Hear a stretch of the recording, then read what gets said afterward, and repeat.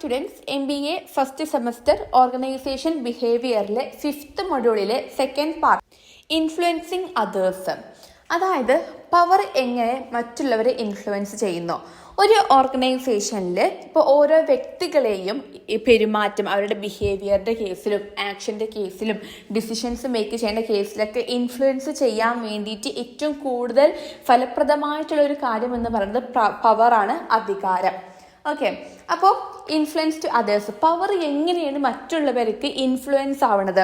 ഇപ്പോൾ ഒരു ഓർഗനൈസേഷനിൽ ഒരു വ്യക്തി മറ്റുള്ളവരുടെ ബിഹേവിയറിലും അതുപോലെ തന്നെ ആക്ഷൻസും ഡിസിഷൻസും ഇതൊക്കെ കണ്ടുകൊണ്ട് ഇൻഫ്ലുവൻസ് ആവുകയാണ് എന്നുണ്ടെങ്കിൽ അതിനെ തന്നെയാണ് എന്തെന്ന് പറയുന്നത്, പവർ എന്ന് പറയുന്നത്. ഇപ്പോൾ വ്യക്തികൾക്ക് എവിടെ നിന്നൊക്കെയാണ് പവർ കിട്ടുന്നത്? ഒന്ന് പൊസിഷൻ. ഒരു ഓർഗനൈസേഷനിൽ ഉയർന്ന ഒരു നിലയിലാണ് അദ്ദേഹം വർക്ക് ചെയ്യണമെന്നുണ്ടെങ്കിൽ അവിടുന്ന് ഒരു പവർ കിട്ടും, ഒരു അധികാരം കിട്ടുന്നു. ദെൻ നെക്സ്റ്റ് വൺ എക്സ്പെർട്ടൈസ്, അതായത് എല്ലാ കഴിവുകളും അതുപോലെ തന്നെ ഇൻഫോർമേഷൻസ് ഒക്കെ അത്യാവശ്യം നല്ല രീതിക്ക് അറിയുന്ന ഒരു വ്യക്തിയാണെന്നുണ്ടെങ്കിൽ അദ്ദേഹത്തിന് അവിടുന്നും എന്ത് ചെയ്യുന്നു, പദവി കിട്ടും. ദെൻ റിലേഷൻഷിപ്പ്, അതായത് കുറേ ആളുകളുമായിട്ട് ഒരു റിലേഷൻ ഉണ്ട്, അതായത് ഹൈ പൊസിഷനിലുള്ള വ്യക്തികൾക്കുമായിട്ട് അദ്ദേഹത്തിന് ഒരു റിലേഷൻ ഉണ്ട് എന്നുണ്ടെങ്കിൽ അവിടുന്നും ഒരു വ്യക്തിക്ക് അധികാരം, പവർ കിട്ടും. അപ്പോൾ ഇങ്ങനെയൊക്കെയാണ് ഒരു വ്യക്തിക്ക് പവർ കിട്ടുന്നത്. ദെൻ അതിൻ്റെ കീ പോയിന്റ്സ് പറയാന്നുണ്ടെങ്കിൽ ഒരു പവർ നമ്മൾ എന്തിനാണ് യൂസ് ചെയ്യുന്നത്? ഒരാളെ ഇൻഫ്ലുവൻസ് ചെയ്യാൻ, മറ്റുള്ള ആളുകളെ ഇൻഫ്ലുവൻസ് ചെയ്യാൻ വേണ്ടിയിട്ട് നമ്മൾ പവർ യൂസ് ചെയ്യുന്നു. അതുപോലെ തന്നെ അവരെ കൺട്രോൾ ചെയ്യാനും വേണ്ടി നമ്മൾ പവർ യൂസ് ചെയ്യും. ഓക്കെ, ദെൻ പവർ രണ്ട് രീതിയിലോട്ടുണ്ട്, ഫോർമൽ ആയിട്ടും അതുപോലെ തന്നെ ഇൻഫോർമൽ ആയിട്ടും. ഫോർമൽ എന്ന് പറയുമ്പോൾ ലൈക്ക് ഒരു വ്യക്തിൻ്റെ പൊസിഷൻ കാരണം അദ്ദേഹത്തിന് പവർ കിട്ടാം. ഇൻഫോർമൽ എന്ന് പറയുമ്പോൾ അദ്ദേഹത്തിൻ്റെ പേഴ്സണാലിറ്റി, ബിഹേവിയറും ആക്ഷൻസും കാരണം അദ്ദേഹത്തിന് പവർ കിട്ടാം. ഇപ്പോൾ ഒരു എക്സാമ്പിൾ പറയാന്നുണ്ടെങ്കിൽ, ഒരു ഓർഗനൈസേഷനിൽ ഒരു മാനേജർ ഉണ്ടാക്കുന്നു. അദ്ദേഹത്തിന് അവിടെ പവർ കിട്ടുന്നത് എന്തുകൊണ്ടാണ്? മാനേജർ എന്ന് പറയുമ്പോൾ ആ ഒരു ഓർഗനൈസേഷനിൽ നല്ല പൊസിഷനിലുള്ള ഒരു വ്യക്തിയാണ്, അത് കാരണം അദ്ദേഹത്തിന് അവിടെ പവർ കിട്ടുന്നു. ദെൻ വേറൊരു എക്സാമ്പിൾ പറയുമ്പോൾ ഒരു ഓർഗനൈസേഷനിൽ മേ ബി ഒരു ജൂനിയർ എംപ്ലോയി തന്നെ ആയിക്കോട്ടെ, അദ്ദേഹത്തിന് അവിടെ ഒരു പവർ കിട്ടുന്നുണ്ട്. എന്ത് കാരണം? എക്സ്പെർട്ടൈസ്, നല്ല ഏജ്ഡ് ആയിട്ടുള്ള ഒരു വ്യക്തിയാണ്, പക്ഷെ അദ്ദേഹത്തിൻ്റെ അറിവുകളും എക്സ്പീരിയൻസും കാരണം അദ്ദേഹത്തിന് കുറേ കഴിവുകൾ ഉണ്ട് എന്നുള്ളത് കാരണം അദ്ദേഹത്തിന് അവിടെ പവർ കിട്ടുന്നു. അപ്പോൾ ഇങ്ങനെയാണ് പവർ മറ്റുള്ളവരെ ഇൻഫ്ലുവൻസ് ചെയ്യുന്നത്. നെക്സ്റ്റ് പവർ വിയസ് ലീഡർഷിപ്പാണ്. പവർ എന്ന് പറയുമ്പോൾ ഒരു വ്യക്തിൻ്റെ മേൽ അടിച്ചമർത്തുന്നതും അതുപോലെ തന്നെ ലീഡർഷിപ്പ് എന്ന് പറയുമ്പോൾ അവർ സ്വമേധയാ ഒരു വർക്ക് ചെയ്യാൻ വേണ്ടി റെഡി ആവുന്നതുമാണ്. ഇപ്പോൾ പവർ എന്ന് പറയുമ്പോൾ ഇവിടെ മറ്റുള്ളവരെ ഒരു ജോലി ചെയ്യിപ്പിക്കാൻ വേണ്ടിയിട്ട് ഇൻഫ്ലുവൻസ് ചെയ്യണം. അതായത് അവർക്ക് താല്പര്യമില്ലെങ്കിൽ പോലും അവരെ ഇൻഫ്ലുവൻസ് ചെയ്യുക, അധികാരം എന്ത് ചെയ്യുന്നു, അവരെ ഇൻഫ്ലുവൻസ് ചെയ്യിപ്പിക്കുകയാണ്. അതാണ് പവറിൻ്റെ കേസിൽ പറയുന്നത്. ലീഡർഷിപ്പിൽ എന്താണ്, അവരെന്ത് ചെയ്യുന്നു, അവർക്ക് ഡിവൈഡ് ചെയ്തിട്ടുള്ള വർക്കുകൾ സ്വമേധയ അവരുടെ ഇഷ്ടപ്രകാരം ആ ഒരു വർക്ക് ഫുൾഫിൽ ചെയ്യുന്നു. ദെൻ പവറിൻ്റെ കേസിൽ ഫോളോവേഴ്സ്, ഇവിടെ മാനേജർ ഫോളോവേഴ്സിന് താല്പര്യം നോക്കൂല, എന്ത് ചെയ്യുന്നു, പവർ ഉള്ളത് കൊണ്ട് എന്ത് ചെയ്യുന്നു, ഫോളോവേഴ്സിൻ്റെ ഇഷ്ടങ്ങളൊന്നും നോക്കാതെ വർക്ക് ഡിവൈഡ് ചെയ്ത് കൊടുക്കുന്നു. പക്ഷേ ലീഡർഷിപ്പിൻ്റെ കേസിൽ ഫോളോവേഴ്സ് നല്ല ഒരു മുൻഗണന കൊടുത്തുകൊണ്ട് അവർക്ക് താല്പര്യമുള്ള വർക്കുകൾ കൊടുത്തിട്ട് അവരെ കൊണ്ട് കുറേ മോട്ടിവേഷനും കൊടുത്തിട്ട് ഇൻഫോർമേഷൻസ് കൊടുത്തിട്ട് ആ ഒരു വർക്ക് കംപ്ലീറ്റ് ചെയ്യാൻ വേണ്ടിയിട്ട് അവരെ പ്രേരിപ്പിക്കുന്നു. ദെൻ നമ്മുടെ പവറിൻ്റെ കേസിൽ പറയുകയാണെന്നുണ്ടെങ്കിൽ അവിടെ പ്രത്യേകിച്ച് വിഷൻസുകളോ ഒന്നുമില്ല, ഒരു ഗോളോ വിഷനോ ഒന്നുമില്ല, പവറിൻ്റെ മേലെ അവർക്ക് കൊടുക്കുകയാണ്. പക്ഷേ ലീഡർഷിപ്പിൻ്റെ കേസിൽ ട്രസ്റ്റ് ഉണ്ട്, ഗോളുണ്ട്, അങ്ങനത്തെ എല്ലാ കാര്യങ്ങളും ഉണ്ട്. കാരണം അങ്ങനെയുള്ള ഒരു ഗോളും ട്രസ്റ്റൊക്കെ ഉണ്ടെങ്കിൽ തന്നെ അവർക്ക് ആ ഒരു അച്ചീവ് ചെയ്യാൻ പറ്റുള്ളൂ. ദെൻ പിന്നെ പറയുന്നൊരു പോയിന്റ്, പവറിൻ്റെ കേസിൽ റിവാർഡ്സ്, ബോണസ്, ഇങ്ങനത്തെ ഓരോ മോട്ടിവേഷനുള്ള കാര്യങ്ങളാണ് അവിടെ അവരെ ഇൻഫ്ലുവൻസ് ചെയ്യുന്നത്. പക്ഷേ ഒരു ലീഡർഷിപ്പിൻ്റെ കേസിൽ അവർ കൂടുതൽ ഓറിയൻറ്റേഷൻ ചെയ്യുന്നത് പോസിറ്റീവായിട്ടുള്ള റിലേഷൻഷിപ്പിനെയാണ്. അപ്പോൾ ഇതാണ് എന്ത് പവർ ആൻഡ് ലീഡർഷിപ്പ് തമ്മിലുള്ള ഡിഫറൻസ് വരുന്നത്. അതിലിപ്പോൾ ഒരു എക്സാമ്പിൾ, പവറിനൊരു എക്സാമ്പിൾ പറയാന്നുണ്ടെങ്കിൽ, ബോസ് ചീത്ത പറഞ്ഞിട്ട് ഒരു വ്യക്തിനെ ആ ഒരു വർക്കിലോട്ട് ഇൻവോൾവ് ചെയ്യിപ്പിക്കുക, അത് പവറിൻ്റെ അധികാരത്തിലാണ്. മറിച്ച് ഒരു ലീഡറിൻ്റെ കേസിൽ പറയാന്നുണ്ടെങ്കിൽ അദ്ദേഹം ആ ഒരു ഫോളോവറിനെ നല്ല രീതിയിലൊരു പ്രചോദനം നൽകിയിട്ട് ആ ഒരു ഗോൾ അച്ചീവ് ചെയ്യാൻ വേണ്ടിയിട്ട് പ്രേരിപ്പിക്കാം. അപ്പോൾ ഇതാണ് എന്ത്, പവർ വിയസ് ലീഡർഷിപ്പ് എന്ന് പറയുന്നത്. Next dependence key to power, അതായത് പവർ എന്ന് പറയുന്നത് ഒരു വ്യക്തിൻ്റെ പൊസിഷനിൽ നിന്നുകൊണ്ട് മാത്രമല്ല ഒരു വ്യക്തിക്ക് പവർ ഉണ്ടാവുക. ആ ഒരു വ്യക്തിനെ മറ്റുള്ളവർ ഡിപ്പെൻഡ് ചെയ്യുമ്പോഴും എന്ത് ചെയ്യുന്നു, അവിടെ പവർ ഉണ്ടാവുന്നു മറ്റുള്ളവർക്കും. ഡിപ്പെൻഡൻസി എന്ന് പറയുമ്പോൾ ഒരു ഓർഗനൈസേഷനിലുള്ള ഒരു വ്യക്തിക്ക് മറ്റൊരു വ്യക്തിൻ്റെ മേലിലുള്ള പവറിനെ വിശദീകരിക്കുക, അതിനെയാണ് ഡിപ്പെൻഡൻസ് എന്ന് പറയുന്നത്. അതായത് ഒരു വ്യക്തി മറ്റൊരു വ്യക്തിനോട് മൂല്യമായിട്ടുള്ള, അതായത് വാല്യൂ ഏറിയിട്ടുള്ള എന്തെങ്കിലും ഇൻഫോർമേഷൻസ് ആ ഒരു വ്യക്തിനോട് ചോദിക്കാൻ പോവുകയാണെന്നുണ്ടെങ്കിൽ സ്വാഭാവികമായിട്ടും ആ ഒരു വ്യക്തിക്ക് അപ്പോൾ പവർ ഉണ്ട്. കാരണം ഒരു വ്യക്തിക്ക് മറ്റൊരു വ്യക്തിനേക്കാൾ കൂടുതൽ പവർ ഉണ്ടാവുന്നതിനാണ് ഡിപ്പെൻഡൻസ് എന്ന് പറയുന്നത്. ഓക്കെ, അതിനെയാണ് വിശദീകരിക്കുന്നത്. അപ്പോൾ ഇവിടെ ഒരു വ്യക്തിക്ക് എപ്പോഴാണ് പവർ കൂടണത്? അതായത് ഒരു വ്യക്തി മറ്റൊരു വ്യക്തിനോട് എന്തെങ്കിലും മൂല്യമായിട്ടുള്ള എന്തെങ്കിലും കാര്യത്തെക്കുറിച്ച് ചോദിക്കുകയാണെന്നുണ്ടെങ്കിൽ അവിടെ ആ ഒരു വ്യക്തിക്ക് പവർ കൂടുന്നു. ഓക്കെ, അപ്പോൾ അതായത് ഈ ഒരു വ്യക്തിക്ക് അറിയാത്തത് കാരണം പവർ, എക്സ്പെർട്ടീസ്, കഴിവും അറിവുള്ള ആളുകൾ തേടി പോകുമ്പോൾ അവിടെ ആ ഒരു വ്യക്തിക്ക് പവർ ഉണ്ട് എന്നാണ് പറയുന്നത്. അപ്പോൾ ഇവിടെ പൊസിഷൻ്റെ പേരിൽ മാത്രമല്ല പവർ ഉള്ളത്, അറിവിൻ്റെയും കഴിവിൻ്റെയും കേസിലും പവർ ഉണ്ട് എന്ന് പറയുന്നു. അപ്പോൾ ഇവിടെ ഇമ്പോർട്ടൻസ്, ഈ ഒരു ഡിപ്പെൻഡൻസിൻ്റെ, അതായത് ഡിപ്പെൻഡൻസി എപ്പോഴൊക്കെയാണ് കൂടുക, അതായത് ഒരു വ്യക്തിൻ്റെ പവർ എപ്പോഴൊക്കെ കൂടുന്നു. ഒന്നാമത്തെ പോയിന്റ് ഇമ്പോർട്ടൻസ് ആണ്. ഇമ്പോർട്ടൻസ് എന്ന് പറയുമ്പോൾ ഒരു വ്യക്തിൻ്റെ റിസോഴ്സുകളും അതുപോലെ തന്നെ എക്സ്പെർട്ടൈസും ആ ഒരു ഓർഗനൈസേഷനെ മാക്സിമം എഫക്റ്റ് ചെയ്യുന്നുണ്ട് എന്നുണ്ടെങ്കിൽ സ്വാഭാവികമായിട്ടും ആ ഒരു ഡിപ്പെൻഡൻസ് അവിടെ കൂടും. ഇപ്പോൾ ഒരു എക്സാമ്പിൾ രൂപേണ പറയുന്നുണ്ടെങ്കിൽ ഒരു ഹോസ്പിറ്റൽ, അവിടെ ഒരു സീനിയർ ആയിട്ടുള്ളൊരു സർജറി ഉണ്ടാവും. അപ്പോൾ അദ്ദേഹം കാരണം അദ്ദേഹത്തിന് അത്രയും കഴിവുണ്ട്, അദ്ദേഹത്തിൻ്റെ റിസോഴ്സും വളരെ യൂസ്ഫുള്ളാണ്. അത് കാരണം കുറേ പേഷ്യൻസ് അദ്ദേഹത്തിനെ ആശ്രയിച്ച് ആ ഒരു ഹോസ്പിറ്റലിലേക്ക് വരുന്നു. അത് കാരണം ഹോസ്പിറ്റലിന് നല്ല രീതിക്ക് പ്രോഫിറ്റ് കിട്ടുന്നുണ്ട്. അപ്പോൾ എന്താണ്, ഈ ഹോസ്പിറ്റലിന് ഈ ഒരു സീനിയർ സർജറിൻ്റെ ഈ ഒരു കാര്യത്തിൽ ഹോസ്പിറ്റൽ ഇയാളെ ഡിപ്പെൻഡ് ചെയ്യുന്നു. അത് കാരണം അവർ പവർ കൊടുക്കണം, അയാളെ അവിടുന്ന് റിസൈൻ ചെയ്യിപ്പിക്കാതെ അയാളെ നിലനിർത്തി കൊണ്ടുപോവുക. Okay, then next scarcity. അതായത് ഇപ്പോൾ ഒരു വ്യക്തിനെ അദ്ദേഹത്തിൻ്റെ റിസോഴ്സും കഴിവുകളും അവിടെ അദ്ദേഹത്തെ നിലനിർത്തുക. കാരണം ഈ ഒരു പൊസിഷനിലോട്ട് ഇപ്പോൾ ഒരു ഓർഗനൈസേഷനിലുള്ള ഒരു പ്രത്യേകമായിട്ടുള്ള സ്കില്ല് ആ ഒരു ഓർഗനൈസേഷനിൽ ആ ഒരു വ്യക്തിക്ക് മാത്രമേ ഉള്ളൂ. ആ ഒരു സ്കില്ലുള്ള വ്യക്തികളെ കിട്ടാൻ വളരെ ടാസ്ക് ആയത് കാരണം അദ്ദേഹത്തിനുള്ള ഡിപ്പെൻഡൻസ് കൂടുന്നു, അദ്ദേഹത്തിൻ്റെ മേലിലുള്ള പവർ അവിടെ കൂടുകയാണ്. Then next non substitutability. അതായത് ഒന്നിന് പകരം വെക്കാൻ ഇല്ലാത്തൊരു സിറ്റുവേഷൻ വരുമ്പോഴും അദ്ദേഹത്തിന് ഡിപ്പെൻഡൻസ് കൂടുന്നു. ഒരു എക്സാമ്പിൾ പറയാനുണ്ടെങ്കിൽ ഒരു പ്രൊജക്റ്റ് ഫുള്ളായിട്ടൊരു വ്യക്തി അവിടെ നിർമ്മിച്ചു കഴിഞ്ഞു. ആ ഒരു പ്രൊജക്റ്റ് അദ്ദേഹത്തിന് മാത്രം അവിടെ കമ്മ്യൂണിക്കേഷൻ ചെയ്യാൻ വയ്ക്കുള്ളൂ, ബാക്കി എല്ലാവർക്കും വയ്ക്കൂല. അങ്ങനെയാണെന്നുണ്ടെങ്കിൽ സ്വാഭാവികമായിട്ടും ആ ഒരു വ്യക്തിൻ്റെ മേലെ ഡിപ്പെൻഡൻസ് ഉണ്ട്. അപ്പോൾ ഇങ്ങനെയൊക്കെയാണ് ഡിപ്പെൻഡൻസിൻ്റെ പ്രാധാന്യം കൂടുന്നത്.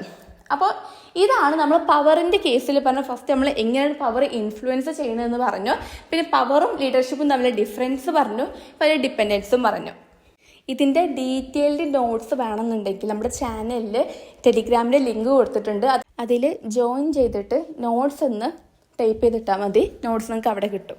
നെക്സ്റ്റ് ബേസിസ് ഓഫ് പവർ ആണ്. അതായത് ഒരു വ്യക്തിക്ക് മറ്റുള്ളവരെ സ്വാധീനിക്കാനുള്ള പല കഴിവുകളുണ്ട് എന്ന് പറയുന്നു. അതിൽ ഫസ്റ്റ് വൺ ലെജിസ്റ്റിമേറ്റ് പവർ.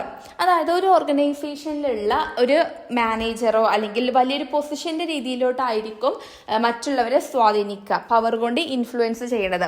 ഇപ്പോൾ ഒരു എക്സാമ്പിൾ പറയുന്നുണ്ടെങ്കിൽ, ഇപ്പോൾ ഒരു മാനേജർ അദ്ദേഹത്തിൻ്റെ എംപ്ലോയീസിനോട് പറയാണ് ഈ ഒരു വർക്ക് ഇന്ന ടൈം ആകുമ്പോഴേക്കും ഫിനിഷ് ചെയ്യണം.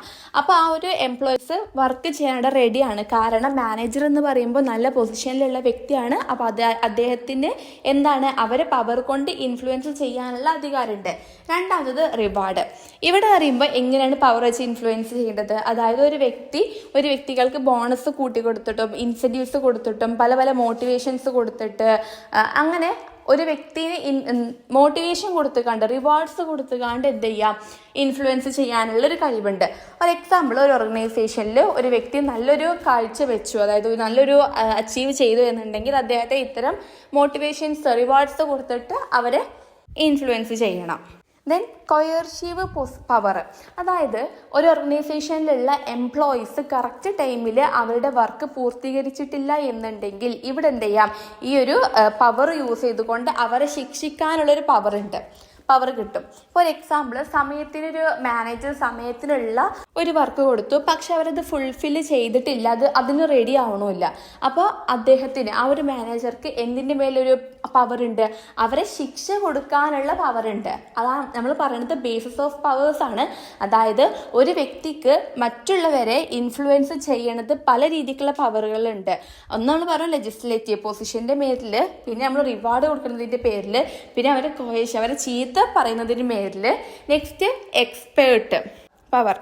അതായത് ഇവിടെ എന്താണ്, ഒരു പ്രത്യേക കഴിവുള്ള വ്യക്തികൾ, ഇൻഫോർമേഷൻസ് അത്യാവശ്യം എക്സ്പെർട്ടൈസ് ചെയ്യുമ്പോൾ എന്താ, കഴിവുള്ള വ്യക്തികൾ, അധികം നല്ല ഇൻഫോർമേഷൻസ് ഉള്ള വ്യക്തികൾ, ഇതൊക്കെ അറിയുന്ന വ്യക്തികളാണ്. അപ്പോൾ ഇവർക്ക് എന്താണ്, അതിൻ്റെ ഒരു പവർ ഉണ്ട്.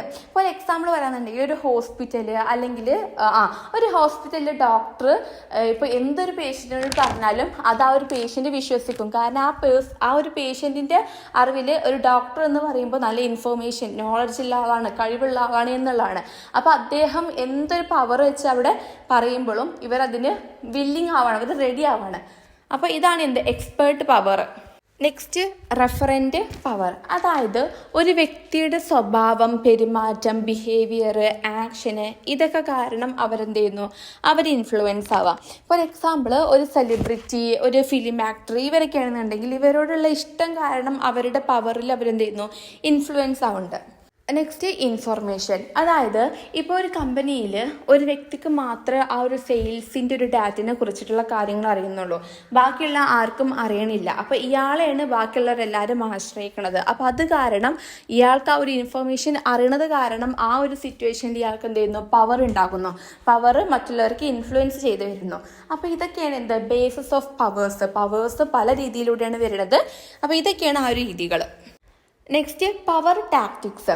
അതായത് ഒരു വ്യക്തി തൻ്റെ പവർ ഉപയോഗിച്ച് മറ്റൊരു വ്യക്തിയുടെ ബിഹേവിയർ, ആക്ഷൻസ്, ഡിസിഷൻസ് എന്നിവ ഇൻഫ്ലുവൻസ് ചെയ്യാൻ വേണ്ടി ഉപയോഗിക്കുന്ന പല രീതിയിലോട്ടുള്ള പവർ ടാക്ടിക്സുകളുണ്ട്. അതിൽ ഫസ്റ്റ് വണ്ണാണ് റാഷണൽ പെർസ്വേഷൻ.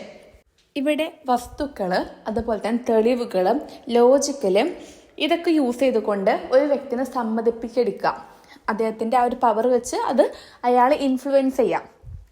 ഒരു എക്സാമ്പിൾ രൂപേണ പറയുകയാണെന്നുണ്ടെങ്കിൽ, ഇപ്പോൾ ഒരു കമ്പനിയിലുള്ള മാനേജറിനോട് എന്ത് ചെയ്യുന്നു, ആ ഒരു കമ്പനിയിലുള്ള എംപ്ലോയീസിന് പുതിയൊരു സോഫ്റ്റ്വെയർ വേണം എന്നുണ്ടെങ്കിൽ ആ ഒരു സോഫ്റ്റ്വെയറിൻ്റെ അത്യാവശ്യം തെളിവ് കാണിക്കുക. ഈ ഒരു സോഫ്റ്റ്വെയർ ഇല്ലാത്തതുകൊണ്ട് ഇവിടെ ഇത്രയും മോശം കാര്യം നടക്കുന്നു എന്നുള്ള കാര്യങ്ങൾ തെളിവ് സഹിതം കാണിച്ചു കൊടുക്കാം. അങ്ങനെയാണെന്നുണ്ടെങ്കിൽ സ്വാഭാവികമായിട്ടും എന്ത് ചെയ്യുന്നു, അത് ആ ഒരു മാനേജറിനെ ഇൻഫ്ലുവൻസ് ചെയ്യുന്നുണ്ട്. ഇത്തരം പവറുകൾ ആ ഒരു മാനേജറിനെ ഇൻഫ്ലുവൻസ് ചെയ്യുന്നു. ദെൻ നെക്സ്റ്റ് വൺ എന്ന് പറയുന്നത് ഇൻസ്പിരേഷണൽ അപ്പീൽ. അങ്ങനെ പറയുമ്പോൾ ഇപ്പോൾ ഇവിടെ നമ്മളൊരു കമ്പനിയിലുള്ള എന്താ പറയുക, കുറേ മൂല്യങ്ങൾ, അതുപോലെ തന്നെ റിവാർഡുകൾ, നമ്മുടെ ലക്ഷ്യങ്ങൾ, നേട്ടങ്ങൾ, ഇതൊക്കെ നമ്മൾ എന്ത് ചെയ്യുന്നു, അവർക്ക് പറഞ്ഞു കൊടുക്കാം. ഇങ്ങനെയൊക്കെ ചെയ്ത് ഇത്രത്തോളം ലക്ഷ്യങ്ങൾ കിട്ടും, ഇങ്ങനെ നമ്മൾ പറഞ്ഞുകൊണ്ട് എന്ത് ചെയ്യുന്നു, മറ്റുള്ളവരുടെ നമ്മുടെ പവർ കൊണ്ട് ഇൻഫ്ലുവൻസ് ചെയ്യിപ്പിക്കാം. ഒരു എക്സാമ്പിൾ നമ്മൾ പറയുകയാണ്, ഇപ്പോൾ നമ്മൾ ഇത്ര നല്ല എഫിഷ്യൻ്റ് ആയിക്കാണ്ട് വർക്ക് ഈ ഒരു ഗോൾ അച്ചീവ് ചെയ്യാന്നുണ്ടെങ്കിൽ നാളെ നമ്മുടെ കമ്പനിക്ക് ഇതിൻ്റെ പേരിൽ വലിയൊരു അംഗീകാരം കിട്ടുന്നു. കമ്പനിക്ക് അംഗീകാരം കിട്ടുമ്പോൾ നമുക്ക് കിട്ടണ പോലെ തന്നെയാണെന്ന് പറഞ്ഞുകൊണ്ട് ആ ഒരു എംപ്ലോയീസിനെ നമ്മുടെ ഈ ഒരു വാക്കുകൾ കാരണം എന്ത് ചെയ്തു, ഇൻസ്പിറേഷൻ ആയിട്ടുള്ള വാക്കുകൾ കാരണം, ആ ഒരു പവർ കാരണം അവരെ ഇൻഫ്ലുവൻസ് ചെയ്യുന്നു. Next one consultation. അതായത് ആ ഒരു കമ്പനിയിലുള്ള മാനേജറോ അല്ലെങ്കിൽ ഒരു വ്യക്തിയോ എന്ത് ചെയ്യുന്നു, നമ്മുടെ ജോലി സമയം മാറ്റുകയാണ് എന്നുണ്ടെങ്കിൽ ആ ഒരു മാറ്റുന്നതിന് മുമ്പായിട്ട് ആ ഒരു ജോലിയിലുള്ള എംപ്ലോയീസിനോട് അതിനെ പറ്റിയിട്ടുള്ള അഭിപ്രായം ചോദിക്കുക. അങ്ങനെ ചോദിക്കുക എന്നുണ്ടെങ്കിൽ ഇൻഫോർമേറ്റീവ് ആയിട്ടുള്ള വാല്യൂസ് അവരുടെ പക്കൽ നിന്ന് കിട്ടും ചെയ്യും. അവരുടെ ഒരു അഭിപ്രായം എന്താ നമുക്ക് അറിയാനും പറ്റുന്നു. ഫോർ എക്സാമ്പിൾ, ഇപ്പോൾ ഒരു മാനേജർ ആ ഒരു വർക്കിലുള്ള എംപ്ലോയീസിൻ്റെ സമയം മാറ്റുകയാണ് എന്നുണ്ടെങ്കിൽ അവരോട് ചോദിക്കുകയാണെന്നുണ്ടെങ്കിൽ അത് കൂടുതൽ ബെറ്റർ ആകുന്നു. ഓക്കെ, നെക്സ്റ്റ് ഇൻക്രേറ്റിയേഷൻ എന്ന് പറഞ്ഞാൽ ഒരു വ്യക്തിയോട് വളരെ മാന്യമായി സംസാരിച്ച് കുറേ റിലേഷനൊക്കെ വെച്ച് അതിനുശേഷം അദ്ദേഹത്തോട് ഒരു കാര്യം ആവശ്യപ്പെടുക. ഇപ്പോൾ അദ്ദേഹം ഒരു എക്സാമ്പിൾ രൂപേണ പറയുന്നുണ്ടെങ്കിൽ, ഇപ്പോൾ 2 ലെവലിലുള്ള എംപ്ലോയീസ് ഉണ്ടാകുന്നു. അപ്പോൾ ഒരു എംപ്ലോയി നല്ല രീതിയിലൂടെ അവിടെ പെർഫോം ചെയ്തു, അപ്പോൾ മറ്റേ എംപ്ലോയി നിങ്ങൾ വളരെ നല്ല രീതിക്ക് പെർഫോം ചെയ്തു, എങ്ങനെ കയ്യിൽ നിന്ന് അയാളോട് ഭയങ്കര സ്മൂത്ത് ആക്കി ടോക്ക് ചെയ്തതിന് ശേഷം പിന്നെ അയാളുടെ എന്തെങ്കിലും ഒരു സഹായം തേടുക. അപ്പോൾ ഇതാണ് ഇൻറ്റഗ്രേറ്റിയേഷൻ എന്ന് പറയുന്നത്. Next exchange. അതായത് ഗീവ് ആൻഡ് ടേക്ക് പോളിസി. ഇപ്പോൾ ഒരു എക്സാമ്പിൾ രൂപേണ പറയുന്നുണ്ടെങ്കിൽ, ഇപ്പോൾ ഒരു മാനേജർ പറയാണ്, ഈ ഒരു റിപ്പോർട്ട് എനിക്ക് എത്രയും പെട്ടെന്ന് തരികയാണ്, നിങ്ങൾ ശരിയാക്കി തരികയാണ് എന്നുണ്ടെങ്കിൽ നിങ്ങൾക്ക് ഞാൻ ലീവ് അനുവദിക്കാം. അപ്പോൾ കൊടുക്കുന്നു, എടുക്കുന്നു. ഗീവ് ആൻഡ് ടേക്ക് പോളിസിയാണ്. Next, coalition tactics. അതായത് ഒരു വ്യക്തിയുടെ സമ്മതം കിട്ടാൻ വേണ്ടിയിട്ട് മറ്റൊരു വ്യക്തിനെ പിന്തുണച്ചുകൊണ്ട് എന്ത് ചെയ്യുന്നു, നമ്മൾ സമ്മതിപ്പിക്കാം.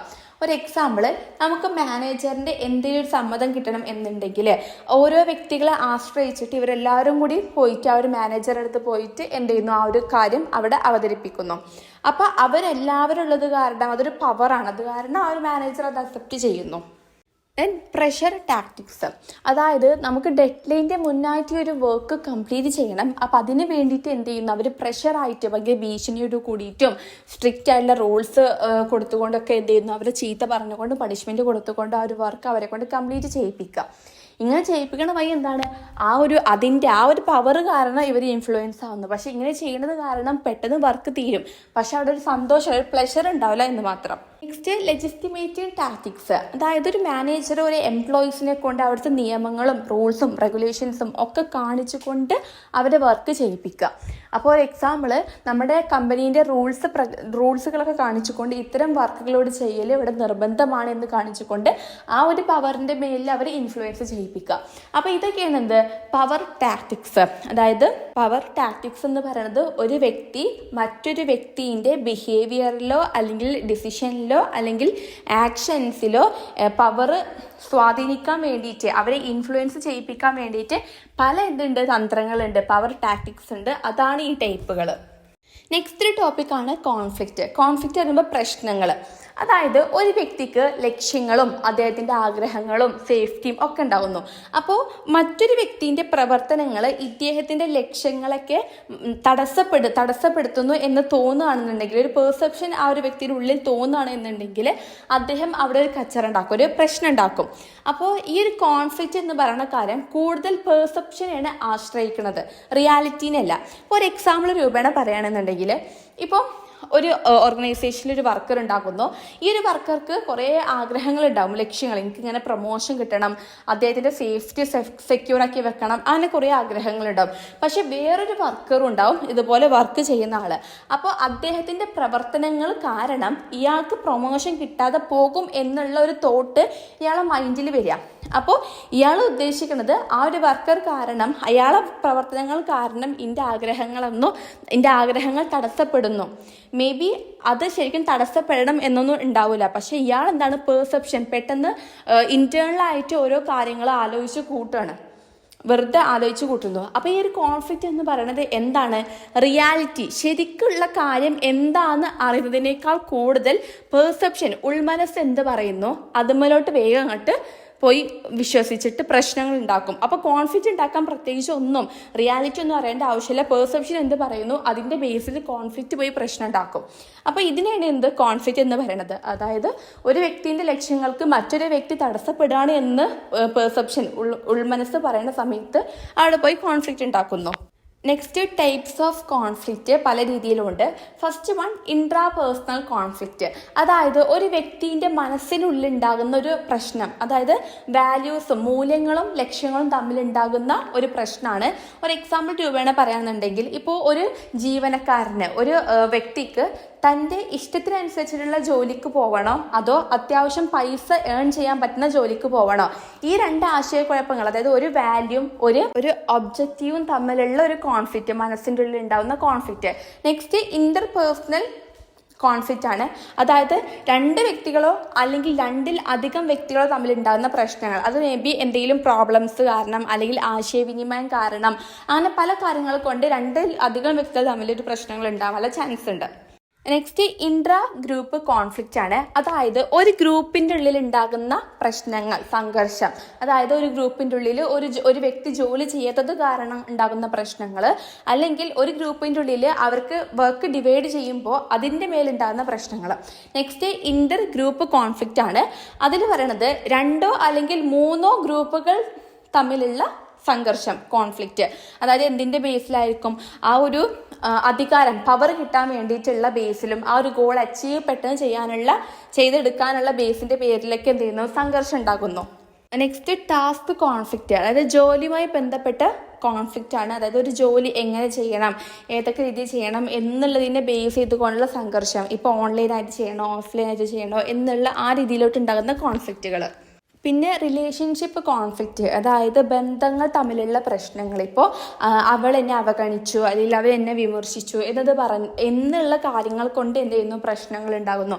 ഈഗോന്റെ ബേസിലൊക്കെ പ്രശ്നങ്ങൾ ഉണ്ടാകുന്നു. ദെൻ പ്രോസസ് കോൺഫ്ലിക്റ്റ്, അതായത് ഒരു ജോലി ചെയ്യാൻ തുടങ്ങുമ്പോഴുണ്ടാകുന്ന പ്രശ്നങ്ങൾ. അതായത് ഈ ഒരു ജോലി ആരൊക്കെ പ്രസന്റ് ചെയ്യണം, അവർക്ക് ഓരോ വർക്കുകൾ ഡിവൈഡുകൾ ചെയ്യുമ്പോഴുള്ള പ്രശ്നങ്ങളൊക്കെയാണ് പ്രോസസ് കോൺഫ്ലിക്റ്റ് എന്ന് പറയുന്നത്. അപ്പോൾ ഇതൊക്കെയാണ് ടൈപ്സ് ആയിട്ട്, ഒരു കോൺഫ്ലിക്റ്റിന്റെ ടൈപ്സ് ആയിട്ട് വരുന്നത്. ദെൻ ലെവൽസ് ഓഫ് കോൺഫ്ലിക്റ്റ് ആണ്. നമ്മൾ ഓൾറെഡി ഡിസ്കസ് ചെയ്ത പോയിന്റ് തന്നെയാണ് ഇൻട്രാപേഴ്സണലും ഇന്റർപേഴ്സണലും ഇൻട്രാ ഗ്രൂപ്പും ഇന്റർ ഗ്രൂപ്പും. ദെൻ അഡീഷണലായി വരുന്നത് ഓർഗനൈസേഷൻ ലെവലാണ്. ഇവിടെ പറയുമ്പോൾ നമ്മുടെ ഓർഗനൈസേഷൻ്റെ ഉള്ളിൽ എന്തെങ്കിലും ഒരു നയങ്ങൾ, റൂൾസ്, പോളിസി ഇതൊക്കെ മാറ്റം വരികയാണ് എന്നുണ്ടെങ്കിൽ അതിൻ്റെ ഉള്ളിലുള്ള എംപ്ലോയീസുകൾ അത് നല്ല രീതിക്ക് എഫക്റ്റ് ചെയ്യുന്നു. അങ്ങനെ അവർ തമ്മിലുണ്ടാകുന്ന ഒരു കോൺഫ്ലിക്ട്സ്. ദെൻ നെക്സ്റ്റ് എന്ന് പറയുമ്പോൾ കമ്മ്യൂണിറ്റി, സൊസൈറ്റി പരമായിട്ടുള്ള ലെവലുകൾ പറയുമ്പോൾ നമ്മുടെ പൊതുവായിട്ട് ഇപ്പോൾ ഈ എംപ്ലോയീസിൻ്റെ സമരം ഉണ്ടാകുന്നു, അതുപോലെ തന്നെ ബാക്കിയുള്ള കോൺഫ്ലിക്റ്റ്, നമ്മുടെ സൊസൈറ്റിയോടുള്ള പ്രശ്നങ്ങൾ. അപ്പോൾ ഇതൊക്കെ എഴുതിയിട്ട് ലെവൽസുകളായിട്ട് വരുന്നത് ഈ പറഞ്ഞ സെയിം പോയിന്റ്സ് തന്നെയാണ്. നെക്സ്റ്റ് കോൺഫ്ലിക്ട്സ് എങ്ങനെ ഉണ്ടാകാം, അതിൻ്റെ സ്റ്റേജുകളാണ്. ഫസ്റ്റ് പൊട്ടൻഷ്യൽ ഓപ്പോസിഷൻ, അതായത് ഒരു പ്രശ്നം ഉണ്ടാവാനുള്ള ഒരു സിറ്റുവേഷൻ അവിടെ മേക്ക് ചെയ്യുന്നു. മേ ബി അത് കമ്മ്യൂണിക്കേഷനിലാവാം, എന്തെങ്കിലും സിറ്റുവേഷൻ മേക്ക് ചെയ്യുന്നു. ദെൻ കോഗ്നിഷൻ ആൻഡ് പേഴ്സണലൈസേഷൻ, അങ്ങനെ എന്ത് ചെയ്യുന്നു, അതിൻ്റെ ബേസിൽ അവിടെ എന്തോ പ്രശ്നം ഉണ്ടെന്ന് മനസ്സിലാവുന്നു, അത് ആ ഒരു പ്രശ്നം നമ്മളെ ബാധിക്കുന്നു എന്നും നമ്മൾ മനസ്സിലാക്കിയെടുക്കുന്നു. ദെൻ ഇൻറ്റൻഷൻ, അങ്ങനെ നമ്മൾ എന്ത് ചെയ്യുന്നു, എന്തൊക്കെ ആ ഒരു കോൺഫ്ലിക്റ്റിൽ എന്തൊക്കെ പറയണം, എന്തൊക്കെ ചെയ്യണം എന്നുള്ളൊരു നമ്മൾ മുൻകൂട്ടി തീരുമാനം എടുക്കുന്നു. ദെൻ ബിഹേവിയർ, ആ ഒരു പ്രകടനത്തിന്റെ മേലിൽ നമ്മൾ എന്ത് ചെയ്യുന്നു, തർക്കം ഉണ്ടാക്കുന്നു അതിനുശേഷം. പിന്നെ ഔട്ട്കം എന്ന് പറയുമ്പോൾ നമ്മൾ തർക്കം ഉണ്ടാക്കുമ്പോൾ മേ ബി അത് ചീത്തതായിട്ടും വരാം അല്ലെങ്കിൽ നല്ലതായിട്ടും വരാം. ഇതാണ് കോൺഫ്ലിക്റ്റിന്റെ പ്രോസസ്സ്. നെക്സ്റ്റ് എന്താണ് നെഗോഷിയേഷൻ, അതായത് ഇപ്പോൾ രണ്ട് വ്യക്തികളോ അല്ലെങ്കിൽ അതിൽ കൂടുതൽ വ്യക്തികളോ കൂടിയിട്ട് പ്രശ്നം ഒരു കാര്യത്തിൻ്റെ മേൽ കോൺഫ്ലിക്റ്റ് ഉണ്ടാവുകയാണ് എന്നുണ്ടെങ്കിൽ എന്ത് ചെയ്യുന്നു, ആ ഒരു കോൺഫ്ലിക്റ്റ് ഒത്തുതീർപ്പാക്കാൻ വേണ്ടിയിട്ട് പൊതുവായിട്ട് എല്ലാവർക്കും പറ്റുന്ന രീതിയിലോട്ട് ഒരു ഡിസിഷൻ എടുക്കുകയാണ്. ഇപ്പോൾ ഒരു എക്സാമ്പിൾ രൂപേണ പറയുകയാണെന്നുണ്ടെങ്കിൽ ഒരു ഓർഗനൈസേഷനിലുള്ള മാനേജറിനോട് എംപ്ലോയി പറയുകയാണ് എനിക്ക് ഇനിയും സാലറി കൂട്ടിത്തരണം. അപ്പോൾ മാനേജർ അവിടുത്തെ സിറ്റുവേഷൻസ് ഒക്കെ പറയുന്നു. അവസാനം അവർ കോൺഫ്ലിക്റ്റിലോട്ട് പോകുന്നു. പക്ഷെ അവർ എന്ത് ചെയ്യുന്നു, റിയലൈസ് ഇത് ഒത്തുതീർപ്പാക്കണം. അപ്പോൾ എന്ത് ചെയ്യാണ്, മാനേജർ പറഞ്ഞു ഓക്കെ ഇൻസെൻറ്റീവ്സ് കൂട്ടാം, പക്ഷെ ഇവിടെയുള്ള പ്രവർത്തനങ്ങൾ നീ കൂട്ടണം. അങ്ങനെ രണ്ടുപേരും ഒരു ഒത്തുതീർപ്പിലോട്ട് എത്താണ്. അപ്പോൾ ഇതാണ് എന്തൊരു നെഗോഷിയേഷൻ എന്ന് പറയുന്നത്. അപ്പോൾ അതിൽ ബാറ്റൻ എന്ന് പറയുമ്പോൾ ഇങ്ങനൊരു പൊതുവായിട്ടുള്ളൊരു ഒത്തുതീർപ്പ് ആയിട്ടില്ല എന്നുണ്ടെങ്കിൽ പിന്നെ നമുക്ക് ചെയ്യാൻ പറ്റുന്ന വേറൊരു കാര്യം എന്ന് പറയുമ്പോൾ ഒരു ബെസ്റ്റ് ആൾട്ടർനേറ്റ് അഗ്രിമെൻ്റ് ഉണ്ടാക്കുക എന്ന് മാത്രമാണ്. നെക്സ്റ്റ് ഇതിൻ്റെ പ്രോസസ്സാണ് പ്രിപ്പറേഷൻ ആൻഡ് പ്ലാനിങ്. അതായത് ഇത് ഒത്തുതീർപ്പാക്കാൻ പോകുന്നതിന് മുമ്പായിട്ട് എന്ത് ചെയ്യണം, പ്രിപ്പയർ ചെയ്യണം, പ്ലാനിങ് ചെയ്യണം. അതായത് ഇരു കൂട്ടർക്കും എന്താണ് ഇതിന് ജസ്റ്റിഫൈ ആയിട്ട് വേണ്ടത്, അതായത് എങ്ങനെ അവരുടെ പ്രോബ്ലംസ് സോൾവ് ചെയ്യാം എന്നുള്ള കാര്യങ്ങൾ അവർ ഓൾറെഡി പ്രിപ്പയർ ചെയ്യണം. ഇനി എങ്ങാനും അത് സോൾവ് ആയിട്ടില്ല, അതായത് ബാറ്റ്ന സോൾവ് ആയിട്ടില്ല എന്നുണ്ടെങ്കിൽ അതിൻ്റെ രണ്ടാമത്തെ വേ ഏതാണ്, ബാറ്റ്ന എന്നുള്ള മെത്തേഡാണ്. അതായത് best alternative to a negotiate agreement, ഈ ഒരു രീതിയിലോട്ട് പോകണം. അങ്ങനെ അവർ ഒത്തുതീർപ്പായിട്ടില്ല എന്നുണ്ടെങ്കിൽ സെക്കൻഡത്തെ ഓപ്ഷൻ അവർ ഓൾറെഡി മുൻകൂട്ടി വെച്ചിട്ടുണ്ടാകണം. ഓക്കെ. ദെൻ രണ്ടാമത്തത് സെറ്റിംഗ് ഗ്രൗണ്ട് റൂൾസ്, അതായത് ഈ ഒരു ഒത്തുതീർപ്പ് എന്നാണ് നടക്കുന്നത്, ടൈം എവിടെ വെച്ചിട്ട് എന്നുള്ള എല്ലാ കാര്യങ്ങളും അറിഞ്ഞിരിക്കണം. ദെൻ ക്ലാരിഫിക്കേഷൻ ആൻഡ് ജസ്റ്റിഫിക്കേഷൻ, അതായത് ഇരു കൂട്ടരോടും ചോദിക്കുക എന്തിൻ്റെ പേരിലാണ് നിങ്ങൾ ഈ ഒരു കോൺഫ്ലിക്റ്റ് ഉണ്ടാക്കുന്നത്. ഒരു എക്സാമ്പിൾ രൂപേണ പറയാനുണ്ടെങ്കിൽ ഇപ്പോൾ ആ ഒരു എംപ്ലോയീസ് ഞങ്ങൾക്ക് ഇൻസെൻറ്റീവ്സ് കൂട്ടി കിട്ടണം എന്ന് പറയുമ്പോൾ അത് എന്തിൻ്റെ പേരിലാണ് എന്ന് തെളിയിക്കാൻ വേണ്ടിയിട്ട്, അതായത് എന്തിൻ്റെ പേരാണ് നിങ്ങൾ ഇത്ര അധികം ഇൻസെൻറ്റീവ്സ് ചോദിക്കുകയാണെങ്കിൽ ആ ഒരു എംപ്ലോയീസിൻ്റെ വർക്കിൻ്റെ റിപ്പോർട്ട് ഫുൾ അവർക്ക് കാണിച്ചു കൊടുക്കാം. Then bargaining and problem solving, എന്നിട്ടത് ആ പ്രോബ്ലം എങ്ങനെയും സോൾവ് ചെയ്യാൻ നോക്കുക. അതായത് ഇപ്പോൾ മാനേജർ പറയാനുണ്ടെങ്കിൽ ഇല്ല 20% ഒന്നും എന്ത് ചെയ്യാൻ പറ്റൂല, ഇൻസെൻറ്റീവ്സ് കൂട്ടാൻ പറ്റൂല, 10% ഇൻസെൻറ്റീവ്സ് കൂട്ടാം, അത്രേ പറ്റുള്ളൂ.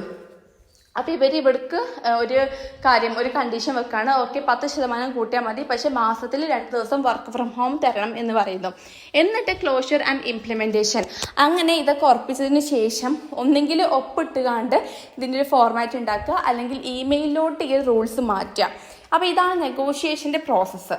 ദെൻ ബാർഗെയിനിങ് സ്ട്രാറ്റജീസ് ആണ്. അതിൽ വിൻ ലോസ്, അതായത് ഇവിടെ ഒരു ഭാഗം ജയിക്കുകയും മറ്റൊരു ഭാഗം ലോസ് ചെയ്യുകയും ചെയ്യുന്നതാണ്.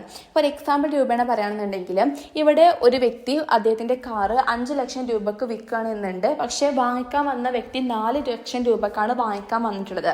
അപ്പോൾ ഈ 5 ലക്ഷം എന്ന് പറയുന്ന വ്യക്തി 4 ലക്ഷം രൂപക്ക് ആ ഒരു കാറിൻ്റെ വിൽപ്പന ഉറപ്പിച്ചു.